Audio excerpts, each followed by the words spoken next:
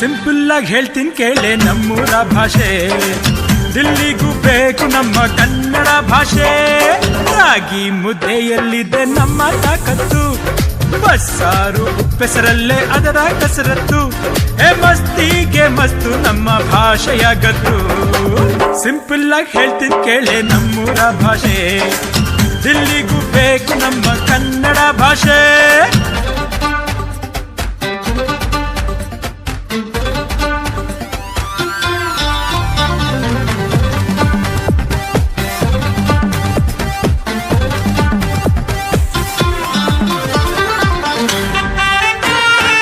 Umba, umba, umba, umba, umba.